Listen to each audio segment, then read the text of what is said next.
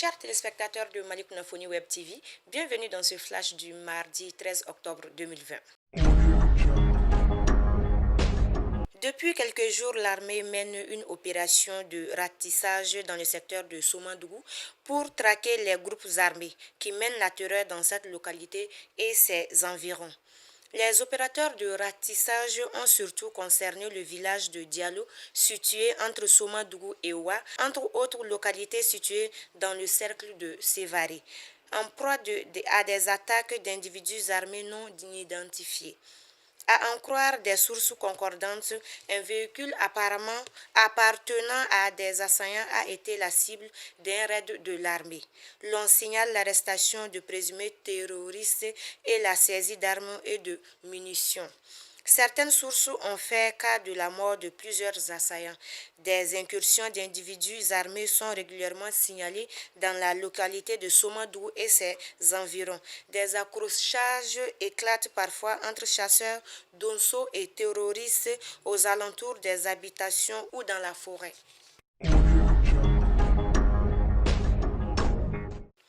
Dans la matinée, sur la colline de Badalabougou, des étudiants se sont affrontés lundi 12 octobre 2020 en commune 5 du district de Bamako alors qu'ils rivalisaient pour diriger le bureau de l'association des élèves et étudiants du Mali AEM. Le bilan provisoire est de 5 blessés et un décès survenu ce matin, tous des étudiants. Les blessés ont été conduits au commissariat de police avant d'être évacués à l'hôpital. Plus tard dans la journée, la direction de l'Institut universitaire de gestion a publié une lettre circulaire dans laquelle les précisions sont données sur les affrontements.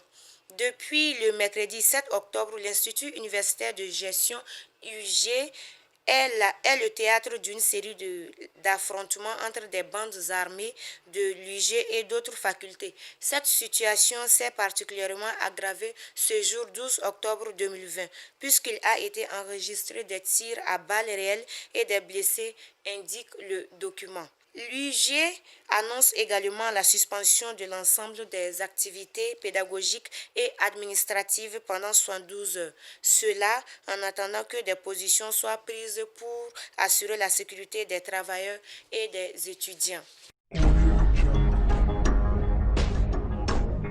Pendant que certains le vilipendent pour n'avoir pas remercié l'ex-président Ibrahim Boubacar Keïta pour ses efforts dans le processus de la libération de Soumaïla Cissé avait déjà son plan.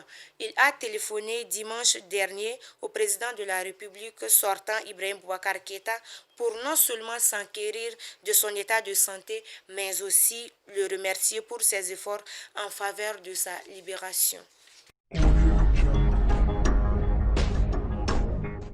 Dans la nuit du dimanche à lundi 12 octobre 2020, deux hommes se sont donné la mort en se jetant dans le fleuve du haut du 3e pont, l'un aux environs de 2 heures du matin et l'autre qu'à vers 13 heures. Il s'agit d'un certain Yacouba et l'autre du nom de Boiré, le premier Yacouba, agent comptable à Niaré-Froid. D'après les informations recueillies, l'homme âgé d'une quarantaine d'années aurait marqué un temps avant de se jeter dans le fleuve au haut du 3e pont. Selon toujours des informations, il aurait avant son forfait appelé ces deux femmes très tard dans la soirée aux environs de 2 heures du matin en leur disant de s'occuper bien de leurs enfants et qu'ils devraient partir à un voyage long. Justement un voyage long, un voyage de non-retour. Alertés, les sapeurs-pompiers se sont rendus sur les lieux de la tragédie afin de retrouver le corps. Mais peine perdue, les recherches ont malheureusement été vaines. Actualité hors de chez nous. Au Congo-Brazzaville, plus de 1,3 million d'élèves de la maternelle au lycée ont renoué avec le chemin de l'école ce lundi 12 octobre à l'occasion de la rentrée scolaire 2020-2021. Dans l'ensemble, ils sont heureux de revenir dans leur lieu d'apprentissage après 7 mois de vacances forcées à cause du coronavirus dont les cas ont considérablement baissé dans le pays.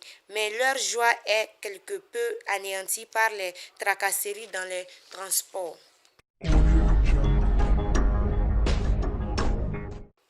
En Guinée, 6 jours avant une élection présidentielle où le président sortant Alpha Condé est candidat, le Front national pour la défense de la Constitution, qui lutte depuis un an contre son maintien au pouvoir, a dressé un bilan des victimes tuées selon le FNDC par les forces de défense et de sécurité au cours de cette année de manifestation.